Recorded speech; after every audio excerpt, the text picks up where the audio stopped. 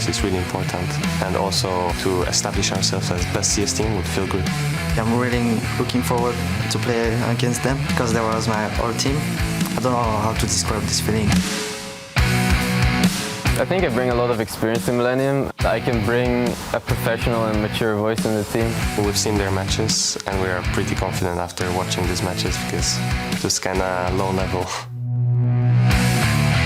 I kind of expected to be here from the start. That was like the goal. They are together for a long time, so they have some synergy. I think we are good in team fights, but if we start to get too much behind in the early game, we'll get some trouble. We really have to watch out for Joko. He's their key player. I think it was not that difficult to go playoff, but difficult to go LCS up and down. We have really good macro, but also our individual level, I think, is probably like top LCS level, I would say.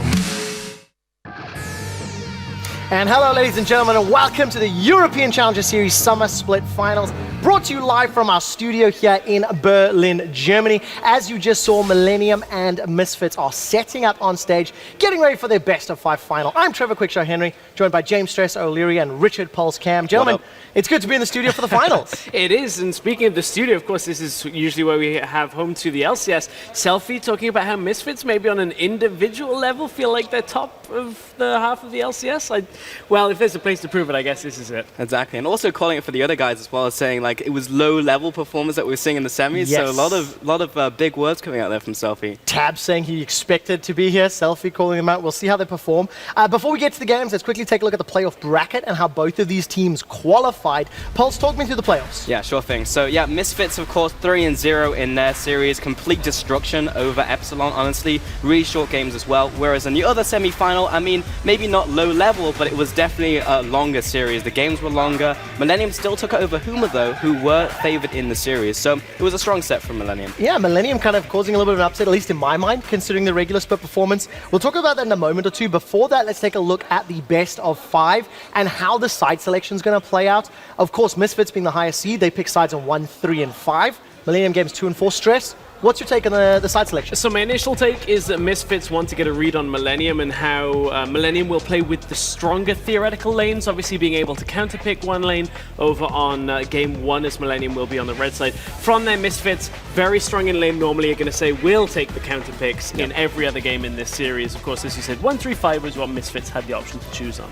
Honestly, as Stress alluded to, makes a whole lot of sense with these guys. I mean, their whole mantra has been get ahead in lane, win game. And if you're going to do that, just get the counterpicks. Yeah, counterpicks are definitely going to help that out, get them strong early game. Let's take a look at the rosters really quickly, starting with Misfits, who will be on the blue side in game number 1. It is Alfari in the top lane, Wisdom in the jungle, Selfie is back on stage as your mid laner, Hansama, the hero AD carry, and of course their support Ignor.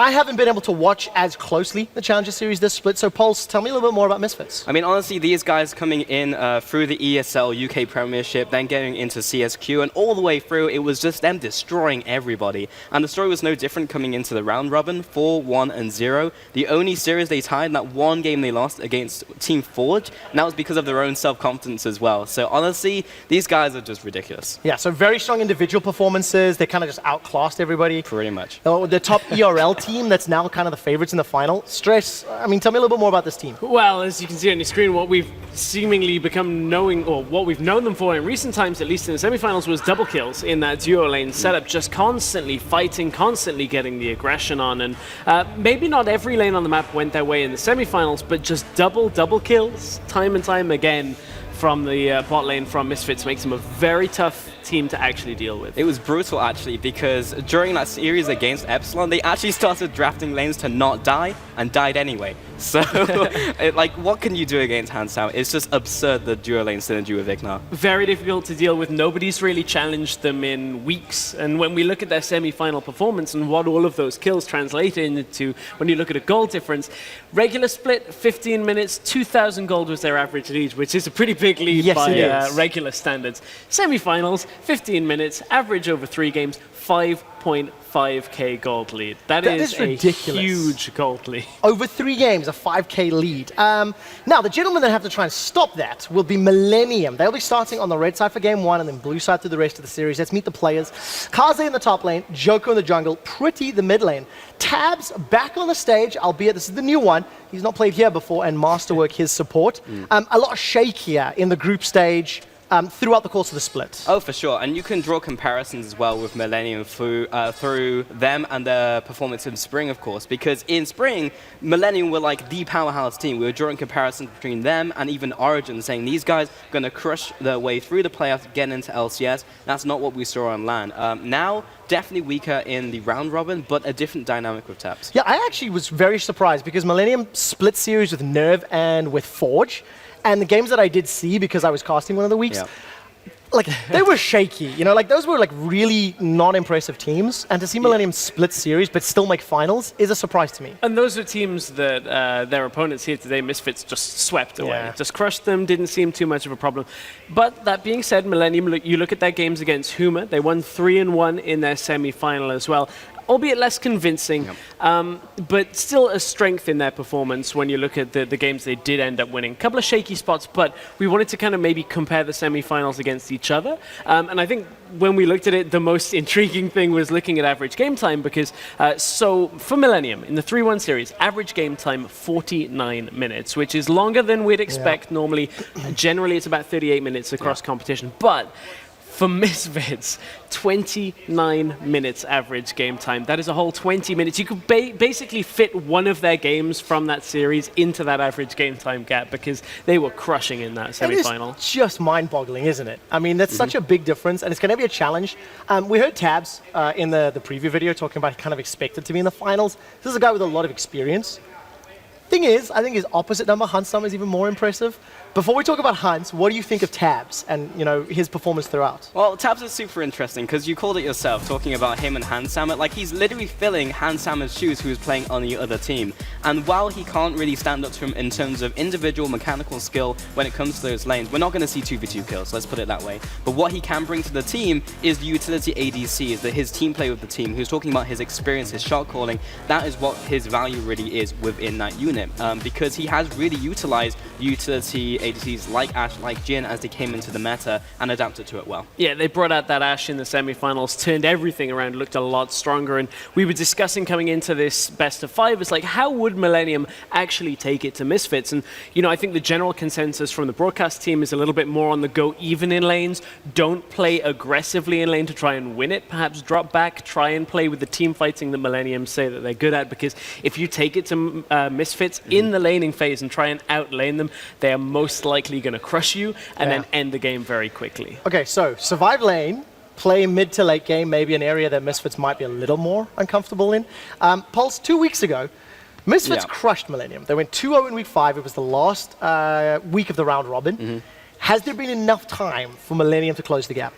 That's a difficult question, Trev, because when you get into the best of series, yes, I do feel like Millenium was stronger. When I was looking at them versus Huma, I was just like, well, they probably can take this series. I was favoring them because of how they play, anecdotally. Even though they didn't pick up as many wins as the other teams, when you look at them and how they play out the game in these longer sets as well, that's really where their strengths can shine. So if anything, maybe in a best of 5, they can wear down Misfits through mental endurance or something. But we're really grasping at straws when we're looking at ways for them to win the game. I think the important thing for Millenium, and this might sound like a cop-out, is they don't need to win this series to get their LCS shot. These teams are playing for seeding in the promotion tournament. First place gets you an automatic buy into the second round with an extra chance to stay in. So for Millenium, if they can look good and take games, that already is a strength heading when you look at the likes of the teams like Roccat and Origin. If they can hang here with Misfits, it says a lot about where Millenium could potentially end up. I think that is very important to note. This is for seeding in the promotion tournament. The promotion tournament, of course, the first round is single elim between LCS number 10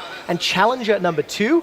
And then the 4 remaining teams that are in that bracket will have a double elim bracket to find out who joins the LCS. The players are just about ready. So before we head over to the casters, I need to get a few more lines and maybe some predictions. It's something that I like to do when we're on the analyst desk, or in this case, the casting couch. So Stress, if I'm going to put you on the spot, who is going to take the highest seed and win the Summer Split of Challenger? You've given me the easy one. I'm leaving Pulse the tough one. This is going to be Misfits taking it likely 3-0. Okay, likely 3-0, like no really room for doubt there. Pulse? Yeah, honestly, I'm looking at the 3-0 as well. I think maybe 3-1, but honestly, that'll be from Misfits making an outplay and then Millenium outplaying themselves and then Millenium capitalizing on it. It's terrifying when a team has to outplay themselves to lose games. Gentlemen, thank you very much for the predictions and for the pregame. Misfits and Millenium is just about ready. This isn't quite David versus Goliath, but I think it's far enough. Millenium have an uphill task ahead of them, and we're going to hear from Tabs where he thinks Millenium has the edge. I think Misfits is a pretty new team, and they're mostly comprised of highly skilled individual players. So their team play and like experience isn't really there yet. It's not like they've been playing together for years. It's quite a new team. So I think that's something we have an advantage in.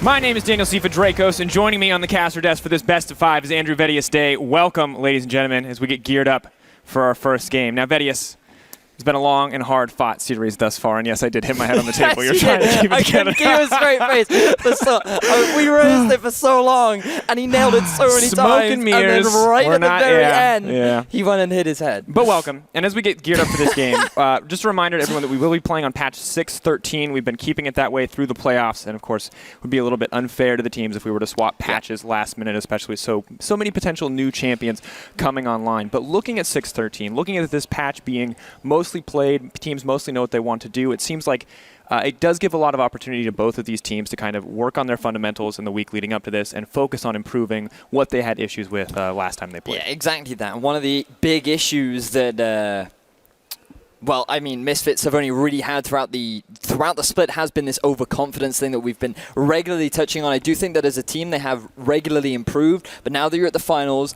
we had a brief look at the chat and it did seem like there was some fighting words coming out from both teams, so both teams definitely feeling the confidence, being able to take this one home. But Millenium, as a team, they definitely have had strengths, but they seem to have a very defined playstyle. Something that we did see Huma do that worked very effectively against them in their semifinals was the fact that Huma ran this poke composition, and when Millenium didn't have that utility AD carry, when Tabs shifted back towards this Lucian, they struggled to find an opening, they struggled to find opportunities to really net themselves any big leads that translated into them ending the game. So Millenium, if they have a lead in the early game, they need to hold on to it. They need to keep pushing their advantages. And that is something that Misfits have demonstrated time and time again that they can do very, very well. Absolutely. And I think when we look back at the issues with Millenium's play in the previous weeks and the issues on the opposite side from Huma as well, it's that whenever one of those teams got a lead, it felt like they gave up on controlling the vision and in playing.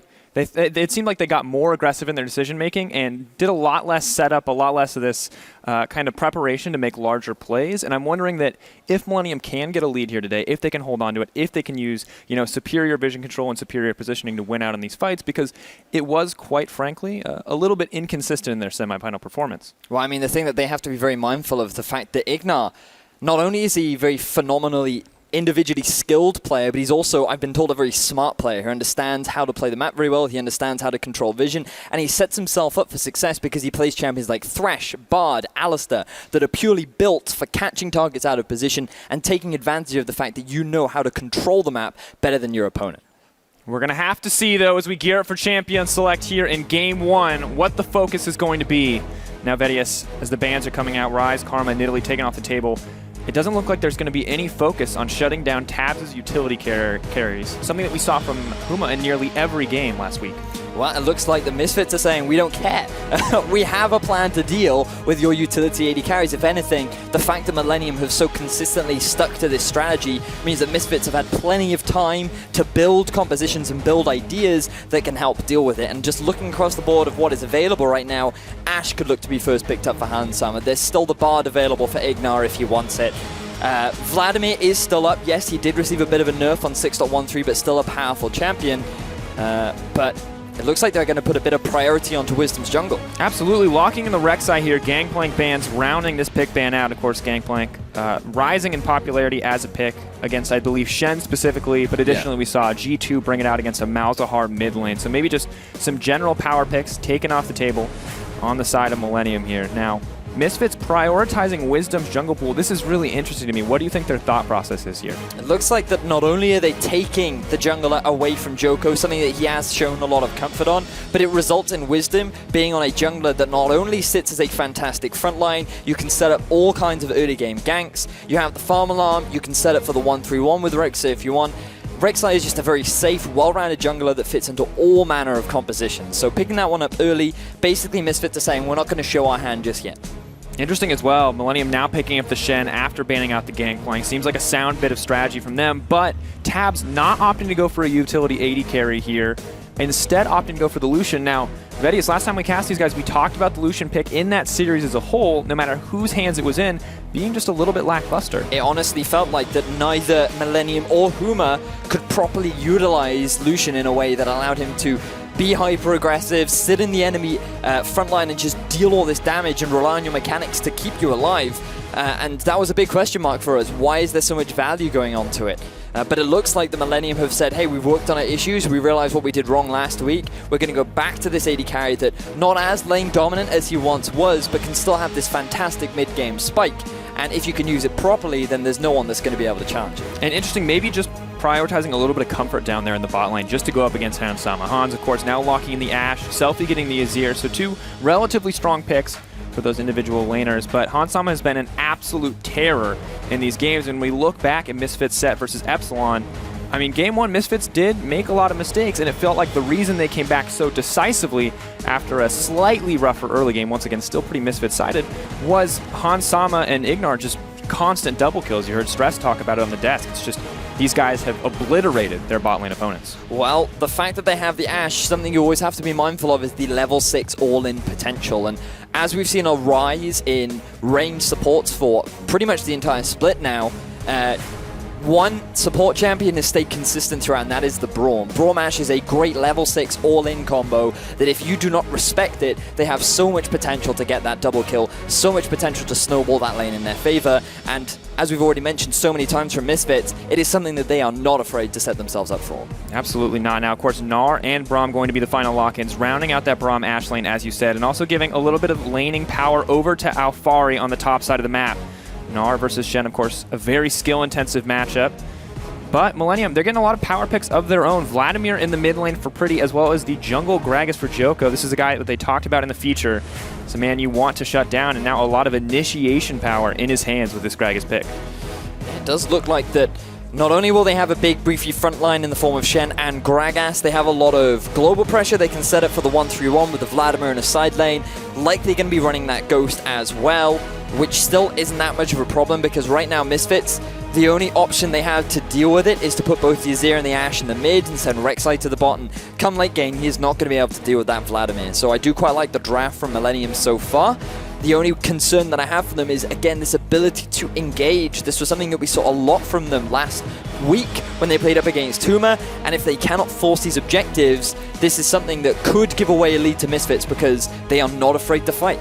Absolutely, but when we look, I mean, they have rounded out their composition with a little bit more engage, a little bit more options here by picking up this Morgana comfort pick for Masterwork. Now, something he has been very accomplished on in the past, something we saw Kasing bust out in the LCS as well. So while it's not always the most standard of meta picks, we have seen individual players who are comfortable on this champion really be able to make a lot of impact. It actually mitigates a lot of the all-in potential of the Lucian and the Braum as well, because you have the Black Shield for the hard CC, you can use it against the Concursive Blows, you can use it against the pick potential from the Ashe Arrow, you can use it against the Azir Wall. There are many options to actually use that Morgana, and I feel like if there was a time to pick it, now is that time. Absolutely. So comfort picks a little bit coming out here. You can see the coaches shake hands as we gear up for our first game of this series. Now, if you have not already, head on over to Twitter, hashtag MSFwin or hashtag MILWin, as we get ready for our first game of the series.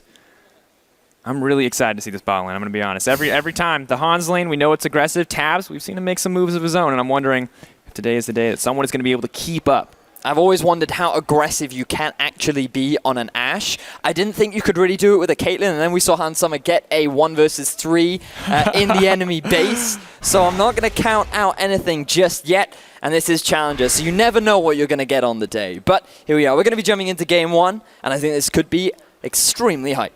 Absolutely. Ladies and gentlemen, Game 1. Promotion seeding on the line. Both teams eager to claim the title of Challenger champion here. Only one is going to walk away with it, however. Now Vedius. The inevitable question that I have to ask you every time we get into a game. Is this standard lanes, or are we going to see the lane swap? Interesting question. If anyone's going to lane swap, I expect it to be Millenium, simply to get the Shen out of the Gnar matchup. Can be relatively rough, simply because Gnar is quite the lane bully. He has the lane advantage, range advantage, sorry. And Kaze being on that Shen, relatively safe into the Gnar. He won't experience as much punishment as, say, someone like a Trundle would, but it's still not a matchup you necessarily want to go up against. But the Morgana is relatively good into the Braum. Lucian, typically if you have them in a 1 versus 1 against an Ashe, as long as you play around the focus, you actually should be able to come out on top. But then again, you are going up against Handsummer, so that's always one that's up for debate. But yeah, if we're likely to see a swap, I do expect it to come out from Millenium, but then standard lanes, not really a negative thing for either team either. Yeah, definitely not a negative team for us either. We want to see the 2v2, and of course it looks like we are going to get it as Tabs works his way into the bottom lane. Ashe and Braum on the way down as well. So both teams, even with the information they have, still opting for the standard lanes. Fari and Wisdom going to start at the Gromp.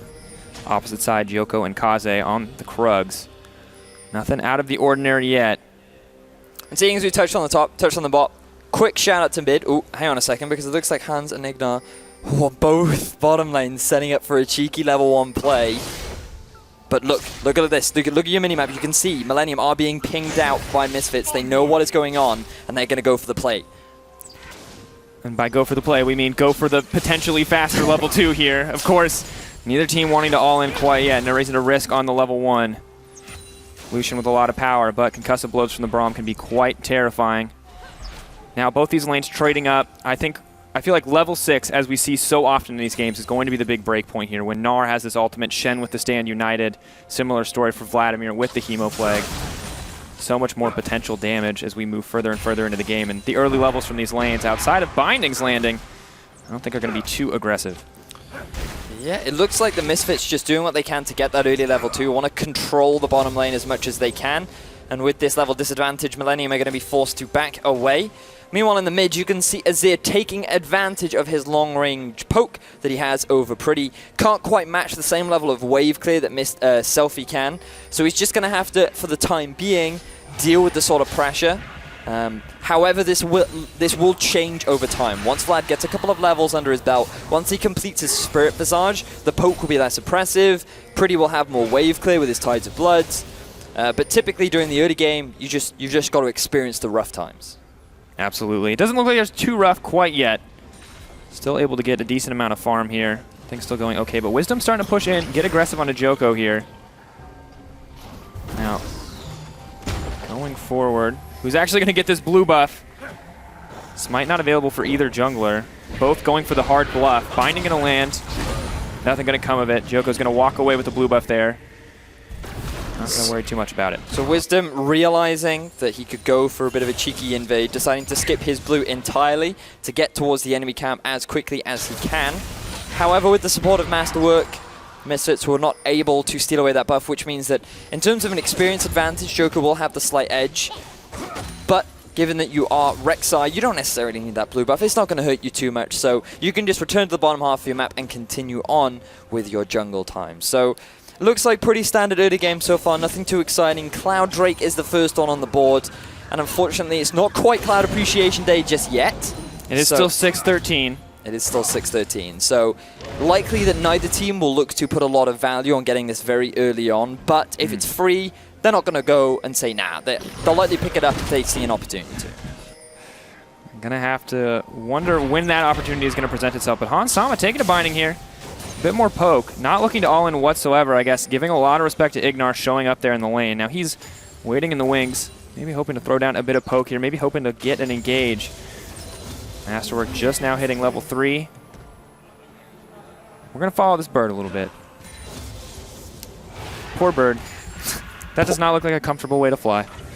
No, that is a very valid point. He's constantly doing barrel rolls. Yes. I'm surprised he's not always nauseous. I'm just glad that PETA doesn't watch League of Legends. Look at the positioning of Ignar now. Might even go for a play onto Masterwork. Blows. Oh, that's a lot of damage. Yeah.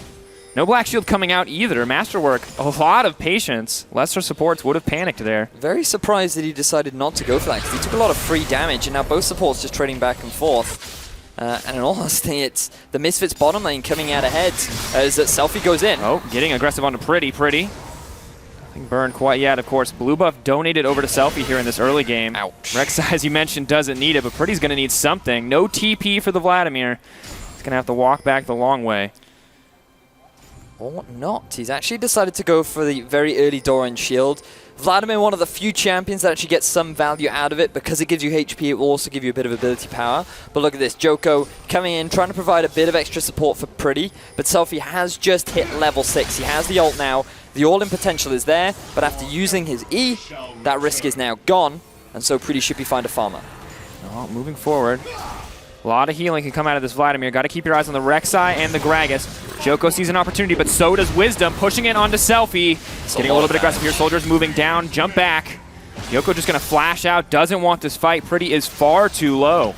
So Joko, he used his flash very defensively there because he did not want Selfie to throw his ultimate down for then Wisdom to get the knock up and to get themselves a potential kill. So Joko just playing very reserved. Both teams very patient in this early game, which I think is very smart for the first game of the series. But the thing for me is, Sifa, they have 5 games. Why not be a little bit antsy in game 1? Why not take risks? Why not see what opportunities you can get? And I feel like against a team as strong as Misfits, you need to be willing to take those risks from time to time. I think Misfits are taking some risks as their own. You can see how low Ignar drops in that trade. Additionally, how aggressive Wisdom has been pushing in onto the jungle of Joko here, using the mobility of this Rek'Sai to just outmaneuver. Of course, still behind farm, but you can see the Sightstone buy coming out for Wisdom. I like the way that this guy has shifted tempo. We used to see him play the Kindred player, you know, the guy who would take so much farm, but now opting for the early Sightstone buy, a much more supportive role for him on this team. Yeah.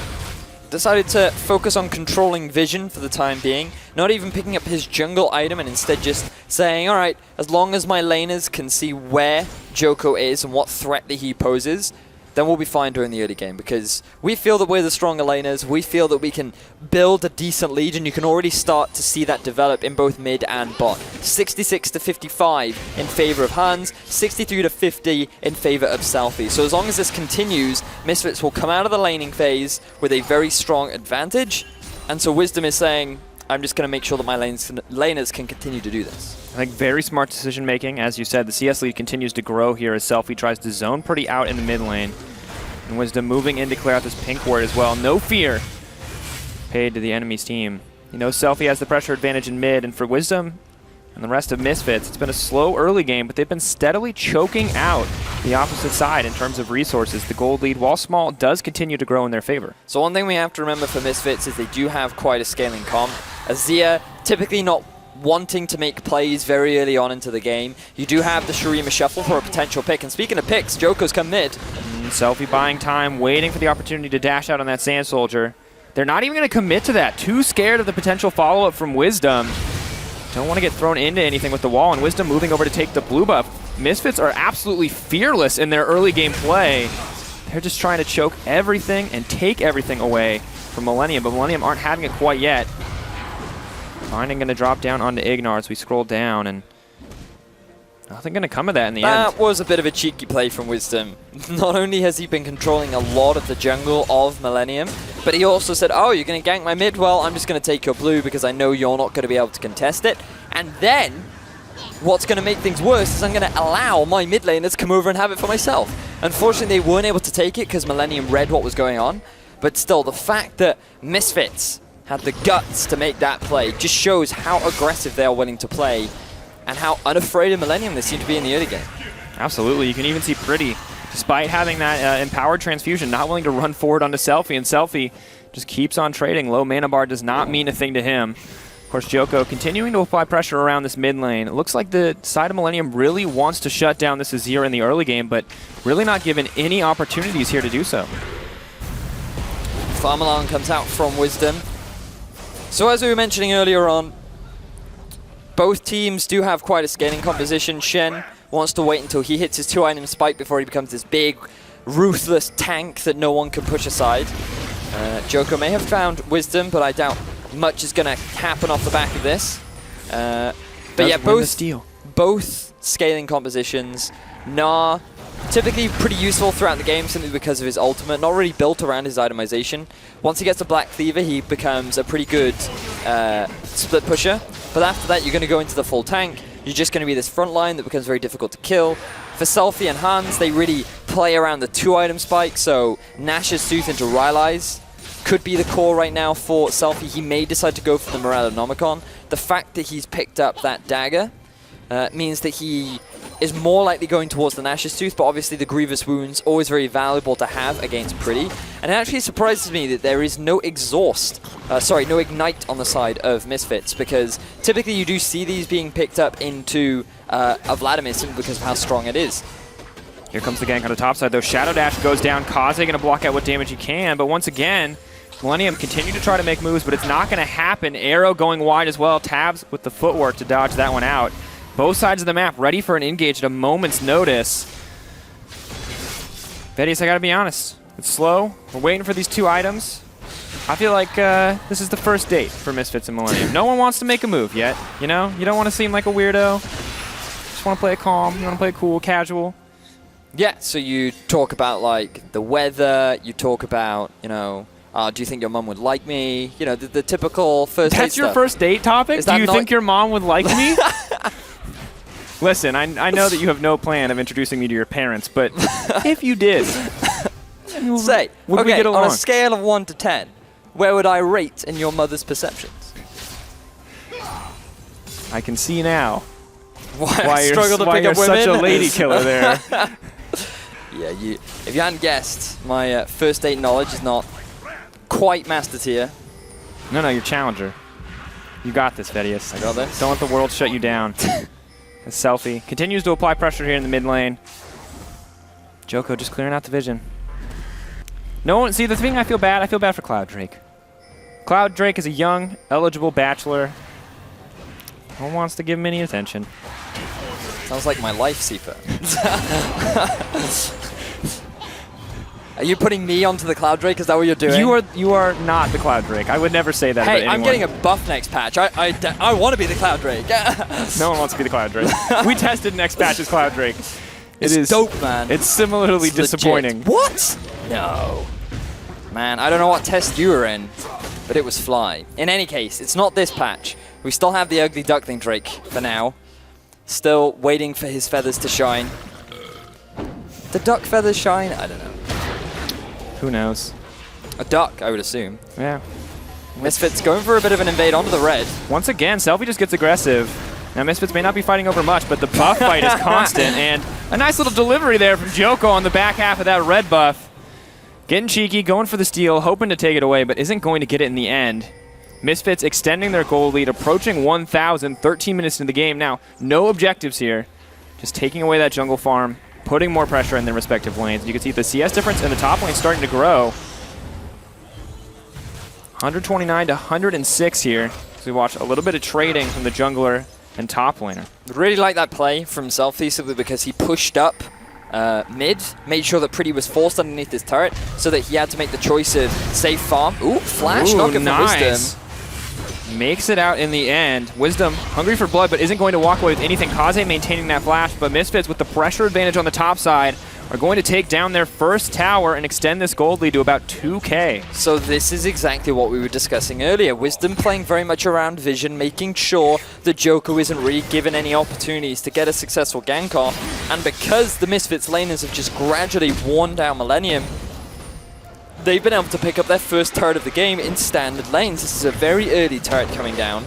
And this is not typically what we see from challenger games, Sifa. Usually it's a bloodbath very early on. It's ganks all over the map. Control over vision is not at the highest level. Yeah, this game, it's been all about vision, all about pressure, not about fighting on any territory whatsoever, just fighting for these small objectives in farm or towers or wave pressure. Both teams playing a much more patient game. Millenium very diligent with their vision control, something we were critical from them in the past, but unfortunately it hasn't yielded anything for them quite yet. I mean, just look at the minimap. The ward is littered with red wards, whereas there is only blue wards coming out in the bottom half of the map for Millenium, and a lot of that vision is actually coming out from Masterwork. He is just making sure that the dragon is controlled for by the side of Millenium. but that's just leaving Kaze to the wilderness, and that's what resulted in that turret being taken, combined with the relentless pressure that Alfari has been able to freely put out. Misfits have played this early game very intelligently, and I mean, it's very nice to see, because we've praised this team as pretty much being super lane dominant, getting a bunch of kills early on, snowballing a lead, whereas right now, I'm starting to see this LCS caliber that they talked about. There is restraint, there is control, there is intelligent decision making, and this is all coming together to prove or to result in a very good early game for Misfits. Absolutely. I mean, building small advantages here. No kills dropping for either side yet. The PvE game so far, Misfits are king. This will be the latest first blood in Challenger. I think one of the ever, like of all time, Sifa. I mean, that's crazy. When have we ever said that about a Challenger game? I don't know. They're killing a lot of objectives instead. Rift Herald now going to drop here to Alfari. Now, when we watch this team qualify, Rift Herald was the make or break point for every single Gnar lane, and Pretty, this may be the make or break point for him right now. Hop forward, Pool going down, he's going to have a bit more healing. Shen on the way in, that's the submarine. Vladimir is unkillable, but Ignar makes it through. They're moving forward, Selfie is overstayed. First blood dropping for Misfits, but Pretty's not out yet. Down goes the Soul Shackle from Morgana. Wisdom knocks to the wall, he could be next on the menu, gets the tunnel out. It's not enough, Millenium take the double kill, and they're shoving it down mid lane. Oh, Misfits, they're not done yet. Alfari could be next. That's 3 kills for Millenium. Han Sama running it back with the black shield, denies the re-engage. And they're not going to get anything. Misfits in an instant lose their gold advantage as Millenium for such a massive fight. 3 kills for Millenium, and likely going to be a tower in the mid lane as well. Who would have thought that it would be Millenium to punish Misfits? Not really for their over-aggression, but for the fact that they were just able to get the better collapse off. Selfie held a little bit too long onto his ultimate. He wasn't willing to pull the trigger, but now Kaze, he's backing on a ward. Misfits have spotted him. Oh, it's maybe an opportunity to get a kill back. Sanctuary blocking out a few hits, maybe have the opportunity to dash over the wall. Joko's there to back him up. Are they going to look for the 2v2 here? Body slam hits. Han Sama's in trouble. Tabs is here as well. Misfits, the story of overextension continues as Tab picks up another kill. Oh my word, Millenium. Things are going so well for them in this early game. 4 kills to 0, and now we're going to see how all this started off. Pretty on this Vladimir, trying to clear out a ward, ends up getting collapsed upon, and you think things are going to go awful for him, but not only does he get a big heal from his ultimate, Crimson Rush just comes up, Kaze's ultimate comes up, Selfie gets collapsed on by Millenium, and he was not expecting that play whatsoever. You saw the teleport come out from Alfari, it was too little too late. Wisdom ended up getting knocked into a wall by Joko's barrel, and then Alfari, after getting exhausted down, using his ultimate to try and buy some time, it's just not enough to be able to escape. The arrow comes out way too late from Hansama, and then they try to get a pick down onto Kaze, tankiest member on the side of Millenium. They didn't have the damage, it wasn't enough, and then Millenium get themselves another collapse, another kill, and now they've reclaimed control of the gold lead. Fantastic stuff coming out from Millenium. And to be fair, as we approach the 20-minute mark, the gold is just about dead even. But while we were praising Misfits so much for that early game, one mistake and Millenium were so quick to punish, picking up those 4 kills. But this is where things get difficult. Can they find another opportunity here on the top side as Ignar starts to control vision? Because that Gnar has the glimpse of the Void buff, and he is going to be able to push in so easily here against Kaze. Well, now you can see the 1-3-1 being set up by Millenium. Selfie has been forced to go into the bottom half of the map. Joko is using this as an opportunity to pick up that Cloud Drake. The problem for Millenium right now is the fact that the 2v2 for Misfits is still stronger than that of Tabs and Masterwork. They are easily pushing around this duo lane, and they're getting so much damage down onto this tier 1 turret. And this means that another big objective could go down to Misfits if there is no immediate response from Millenium. Looks like for now, Millenium are going to be able to hold their ground, but the fact that Millenium now set themselves up nicely for this 1-3-1 means that Misfits have to figure out a way to deal with it. Drawing Selfie down to the bottom side of the map is not what you want to be doing with your Azir, who is this big control mage, and his whole job is basically about wave clear and poke. You lose so much value when you have to go in a 1v1 against a Vladimir that, come his second item, he may very well be able to kill you. Absolutely. I think just such a difficult lane opponent. You're not going to be able to kill him. He's going to require so much pressure from you. See a little bit of an engage coming in on the top side as Alfari is just going to gnar that Gragas away. I think you're right. We'll have to see how Azir playing on the bottom side affects what exactly Misfits are trying to bring to the table. You can see Leduc on your screen. A little bit of a grin on his face, probably happy after the 4 kills that they picked up. I mean, who wouldn't be happy? I'd be happy, to be fair. I'd tell my date this. Hey, Your got date 4 went down. kills. Cloud Drake is off the table. No! God! What's the next Drake? That's the real Ocean. question. An ocean? Nice. So we have a soothing drink after our brisk walk through a cloudy beach. Cloudy beach? They all date analogies now. Everyone else takes it in like weird Avatar way. You're like, no. They're all first date descriptions. Yeah, they are. So like, Infernal Drake is a hot summer's night. Mountain Drake is like a... Let's not talk about Mountain Drake. Swiftly moving on. Blue buff likely going to be handed over to Selfie. Ah, yes. Or Joko. Never mind. Joko Selfie. just taking a quick stroll. Just going to swaddle his way on out of that one. Swaddle? Swag waddle. Oh, Yes. of course. Yeah, I mean, totally no reason for you to know that, but But now I know. Fiddlesticks has a swaddle. Gragas has a swaddle. Oh, going in. It looks like more than just a swaddle. Looking for the engage. Han Sama getting blown up, but he may get one back. No. Tabs taking him down. Wisdom on the run. Ignore not fall behind. And Millennium backing off with yet another pick. We talked about whether or not Millennium could be proactive once they got themselves a lead, and lo and behold, they go and do it. Millennium, they get themselves the pick down onto Han Sama. He still did not have his flash after the play that was made earlier on in the game. Very easy capitalization. Hans did nearly get himself a kill, but thanks to the exhaust from Masterwork, it was enough to now extend the kill lead 5-0. Selfie thinks he's got the flank, but that is not the case. He's going to have to dash on out of that one. TP's coming in from Millennium as well, and the TP gets canceled out. Coling goes down, but Ignar more than happy to body block it. Millennium, such aggressive moves, and Misfits, they're trying to get those flanks, but it's just not working out for them. You can see how Millennium dragging Misfits across the map is really starting to hurt Misfits, because simply the fact that Azir cannot be there in the mid lane to help provide support for the rest of his team, to offer that big disengage wall, to act as that big pokey machine that there is no answer for. Instead, they're just being divided. And Millennium, using the fact that they have the Gragas, followed up by the single target CC of Masterwork, combined with the mid-game damage of the Lucian, Millennium are just making this 1-3-1 work out perfectly. Absolutely. We'll have to see exactly how this unfolded. See, just look at the positioning of Azir. He is in no way able to help the rest of his team. Nart has the teleport, but there's no point in him TPing in at this point. And then the 4 members of Millennium quickly able to get themselves to capitalize because they have the Shen, they have the Gragas into Morgana combo, and that results in very easy single target damage. Easy kill, Millennium 5-0. Still behind in gold though. I mean, not at all where they want to be, but good that they're keeping up thus far. You can see the main gold lead coming from that top lane, 230 CS to the 168 on the opposite side for Millennium. Yeah, he's got about a 1.5k gold lead simply from that CS advantage that he's been able to accrue himself. So Alfari doing well in the side lane after all the ultimates that Kaze has been using. He's obviously having to sacrifice farm as a result. So Alfari punishing him for that fact.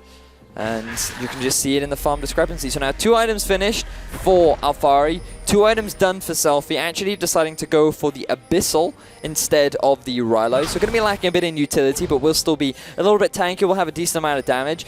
And then Ashe still working towards what looks to be like an Infinity Edge second item. That one death earlier on, slowing Han Sama down a little bit, but still doing very well on the farm. 243 at 24 minutes. Pretty much 10 every 1 minute, I think. Pretty solid. Yes, 10 matched, of course, flawlessly at this exact moment by Tabs. 243 to 243 now. The mid lane advantage, despite everything that Vladimir's been able to do for his team, is still looking a little bit in favor of Selfie, 250 to 215. But aside from just farm, it really looks like Millennium have control over the map right now. Outside of that single lane, Alfari versus Kaze really counting against them at this stage. Well, look at all the vision that's been set up for around the Baron. Millennium know that Misfits cannot see anything, but they do have the Ashe to spot it out in the event of Millennium trying to set up for a sneaky play. So I liked the ambitious attempt from Millennium. Unfortunately, it's not going to result in anything, thanks to the spidey senses and global vision that Han Sama can provide. But still, as you rightly said, Misfits, someone losing control over the map. They have a lot of vision in the bottom side, trying to make sure that Alfari can play as aggressively as he wants, so that if Joko happens to show his face around that area, Alfari can just be like, all right, I'm going to peace out. Meanwhile, on the other side, Millenium are forcing all of their vision in the top half. They want to try and pick up that tier 1 turret in the top half. They want to make sure that they can take down all these early game turrets. And if we just look at the early game turrets, Misfits actually hold on to the advantage. So, yes, Millenium are at a gold deficit, but if they could just get themselves some of these tier 1s, they would very quickly close this gold gap. Absolutely, a lot more standing gold potentially available for Millenium. The tower difference isn't quite there yet, but despite everything, the gold lead continues to grow for Misfits. Once again, no kills being taken down for them, no objectives, just the farm, the wave control, and the jungle control coming out here in their favor. Very good place for the team to be thus far. We're really just waiting for them to make an aggressive move here. But Millenium have punished them time and time again anytime that they have seen an opening. So Misfits playing with a little bit more caution than they maybe thought they had to initially. Thing is, if you just look at the items finished for Millenium, I mean, Pretty now, he's got his Rylai's and he's going aggressive. Oh, Selfie just going to have to dash his way on out of that one. Hemo Plague, not too much damage, but Pretty now at full health. It's the freedom to roam here. Joko getting aggressive onto Wisdom. Wisdom just going to throw down the Chilling Smite. Literally just the passing of two junglers. Like two whales passing on the ocean floor. While they might be mindful of each other, they just pat fins, quick high five, and go on their merry way, continuing to eat that plankton that they so desperately love. I think you've been watching too many nature documentaries, Thaddeus. I don't think that's what whales do. That's exactly what whales do. I'm from Wales. What do you know? Yeah, sit down. But we're standing. Oh man. So, Ocean Drake. Ocean Drake? Not available because it's an Ocean Drake. Nice recovery. So here we are. We're now at the beverage part of our evening. I'm offering you a cool, refreshing drink. Millenium, I mean, I gotta say, really making the aggressive moves here. Not afraid to go for the second day here. No, second date is next game, mate. Oh. So this is just a very... This is all one day. So Cloud Drake is a nice walk on the beach. It's a bit windy, but it keeps you nice and cool. All right? Then you have a cool drink to cool down after Then you have a cool drink to cool down. Yeah. That's where you stare longingly into each other's eyes. And then we're going to have a quick look as to what Drake is next. It's another ocean. So this is the part where you then start to drink a little bit too much. And Ignar, he may have drunk a bit too much himself. Exactly. Colin coming down, already used Unbreakable. A lot of upfront damage. Has to use the face of the mountain as well. But just a pressure advantage coming out here as Millenium are able to force Ignar back for now. Keeping our eyes on Joko. He is on tunnel clearing duty. Ignar's favorite place to be.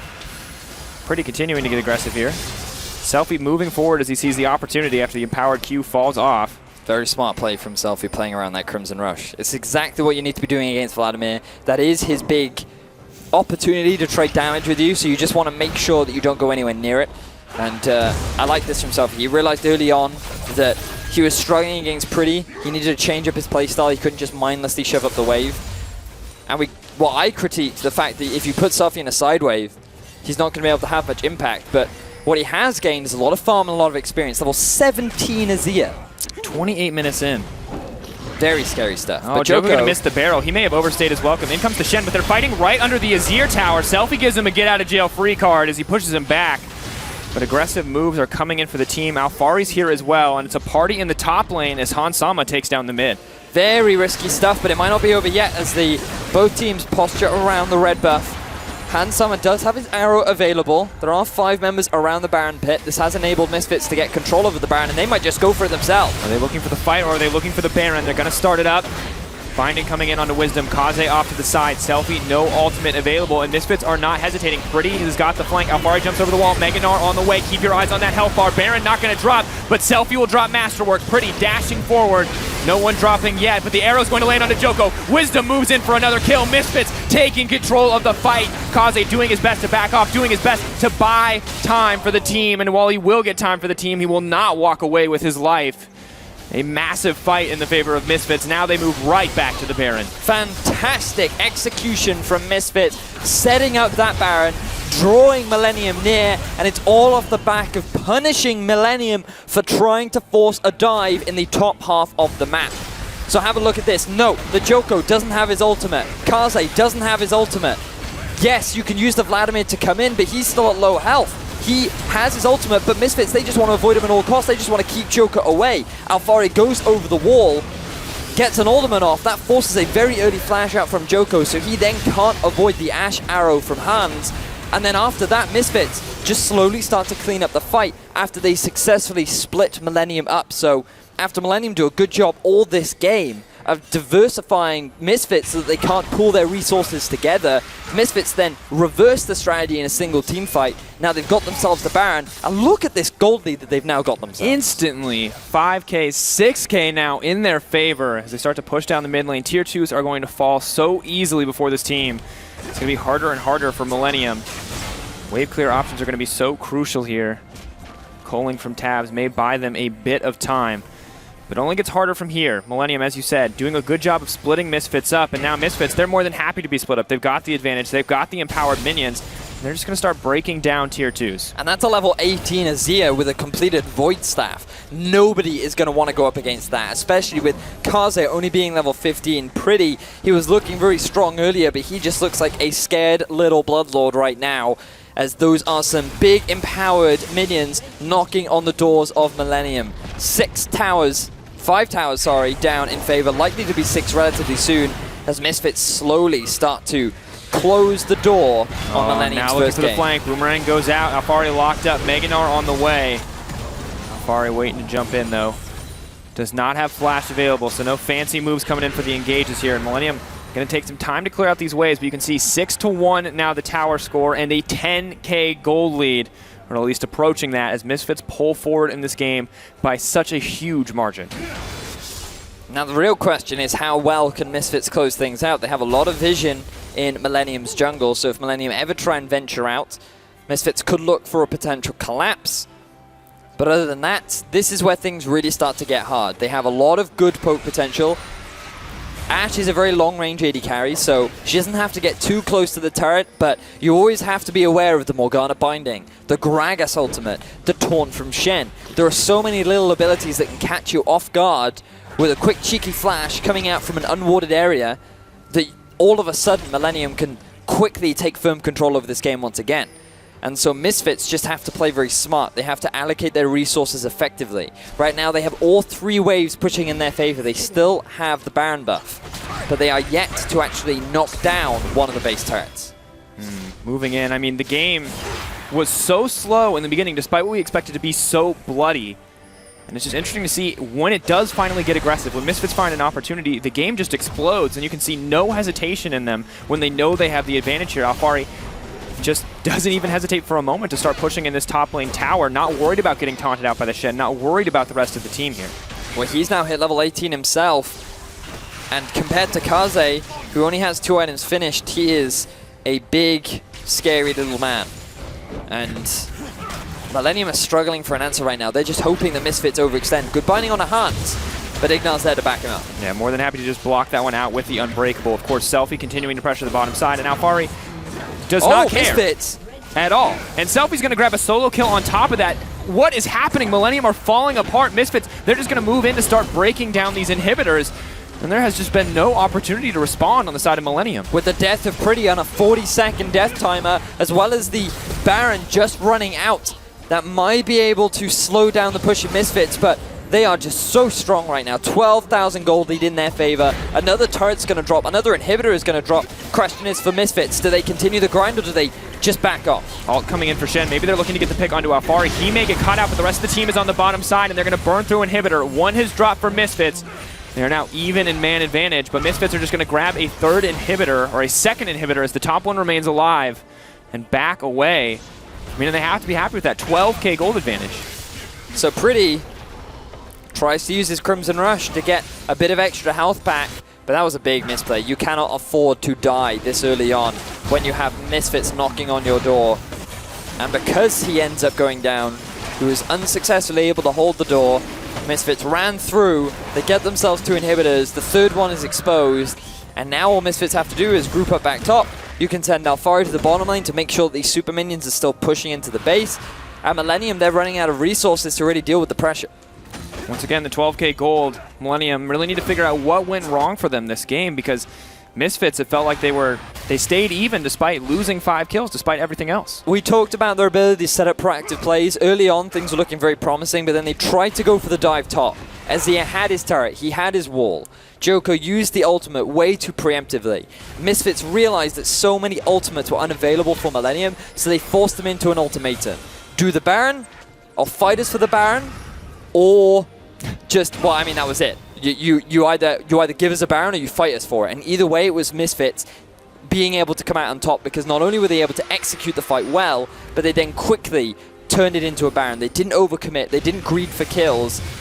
And this is why I'm very impressed with Misfits, because at the start of Challenger, we were very worried about the fact that, yes, it's a very confident team. Yes, these guys like bloody games. They like to go for fights. But now they seem very calculated, very controlled. They were in a deficit. They understood what they needed to do to come back, and they were able to act upon it effectively. Absolutely punishing that ultimate advantage, really, when it comes down to it. Punishing the use of those global abilities, forcing Millenium to group up in a single instance. Misfits with some smart play. They are going to continue to clear out the vision, and it looks like playing safe is the name of the game here, Vedia. So the Masterwork may have missed the memo. He's just going to flash out to safety on that one, but Misfits are moving up into the top lane. Millenium have to respond, but now Tabs goes on a rampage as they burn through the top laner. Alfari overcommits, and that's going to buy Millenium that much more time here. I have no idea what Alfari is doing. There is no need to be that over-aggressive in the bottom half of the map. It's going to delay the massive advantage that you have over Millenium. You have 2 exposed inhibitors. Your only job is to push the wave. And now Millenium, they're trying to force something. Oh, moving in. Shen ultimate comes out. Flash away from the taunt. Good moves coming in. What can they get? Who is going to start this fight?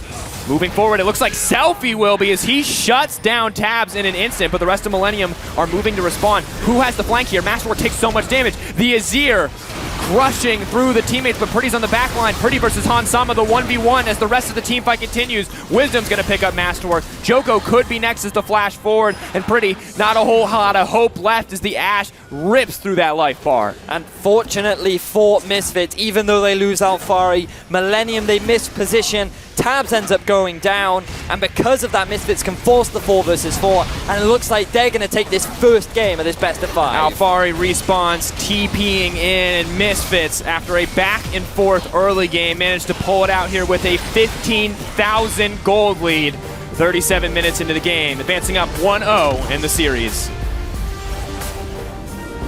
So Millenium, start of the date was going well for them. They had a nice walk, they had a great chat. Things are looking so good.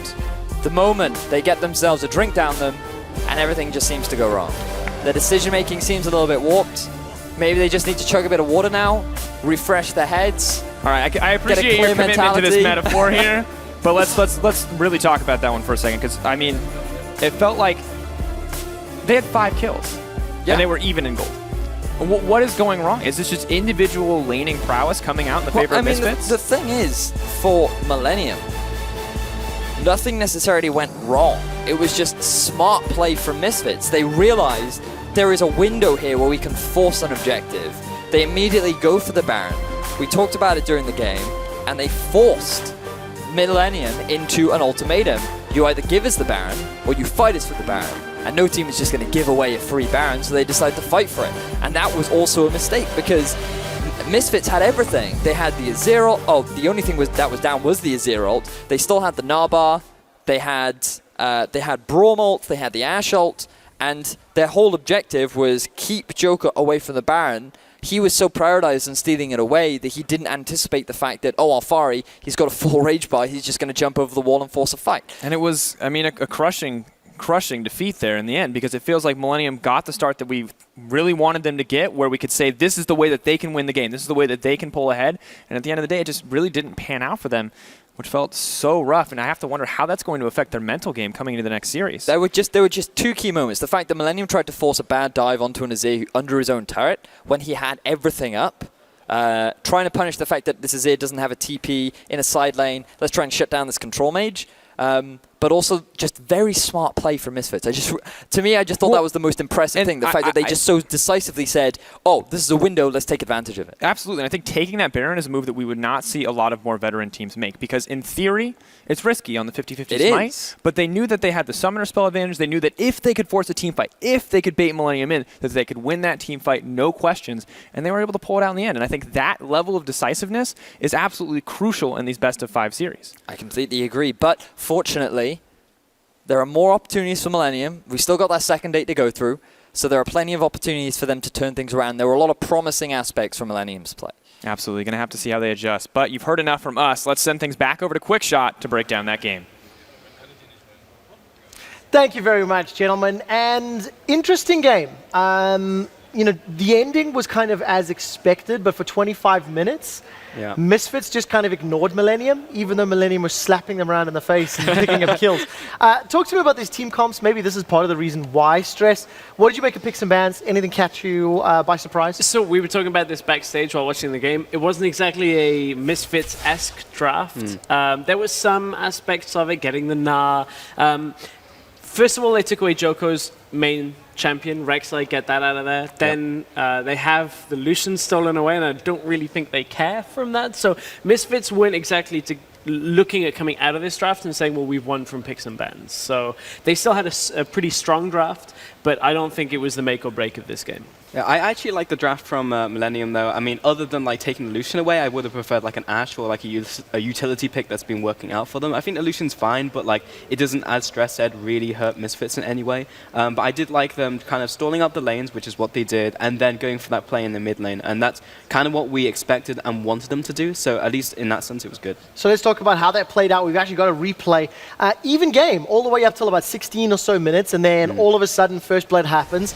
Millenium just pick up a few. Pulse, maybe start with what you liked about this. Yeah, so basically, as we were just saying, like the lanes went pretty much even. They were behind a little bit, but for the most part, they were pretty good. And then Millenium were just able to capitalize from what looked like a good play for Selfie, because he held the ultimate, looked like they were going to get killed onto Vladimir, and then it just went downhill. It looked like it, but the key thing in this scenario is Hans Sama had actually recalled at the beginning of this play, and he doesn't even fire his arrow until he's very late on, and then it hits a black shielded target anyway from there as the replay ends. So Misfits a little caught short in that kind of situation. Millenium were already making their way up to that play. It was, as you said, like it looked to be good for Misfits at first, but the five-man group easily turns it around. And from there, it was a really good start from Millenium. Kind of maybe almost reminiscent of the Epsilon series, where we were like, man, game one, first 10 to 15 minutes looks great against Misfits, but then Misfits just turn it on. You turn it on. Before we talk about how they did that, that is a new first blood record for the Summer split here.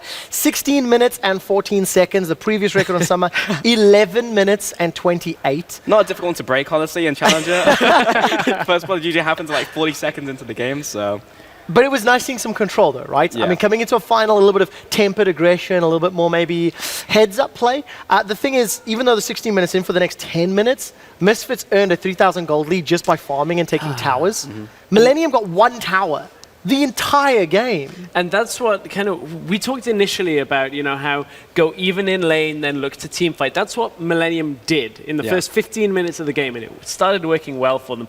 But then Millenium started going, oh, I don't think we're ahead, we shouldn't really do anything, because they weren't really, and Misfits kind of did the same. So what happened was you had this Azir in the side lane, you had a Shen that was continually getting pushed in by a Gnar, so Selfie got free farm, Alphari started crushing, and that opened up so much of the map and eventually leads to the Baron play that puts Misfits so far ahead. The Baron play, we've got just that moment, don't we? Let's get that on your screens. That screen first, as we're going to be able to pull into this one. But yeah, the casters are talking about this, and you look at it, there's pressure on the bottom side from the wave pushing up, and yes, Millenium is still here already, but the way that Misfits have already got the rest of the map set up allows them to bait this fight. Hans Sama drew in 3, was able to kite backwards, and is able to turn around the rest of the fight, and from there, Misfits are already picking these segmented fights where they're outnumbering Millenium, and it's very difficult to fight from that standpoint, and Misfits take the Baron from there and end up kind of just snowballing this game from what was very even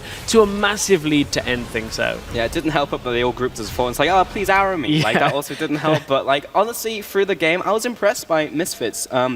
despite having a deficit. And I was kind of glad they got a deficit as well to see what they would do after that, because typically they just go fast and hard regardless of the situation. Here they actually stepped back and it was like, actually no, Alfari's getting farm over time. We can just wait for him to flame Horizon Kaze in the top lane, and then we just win the game.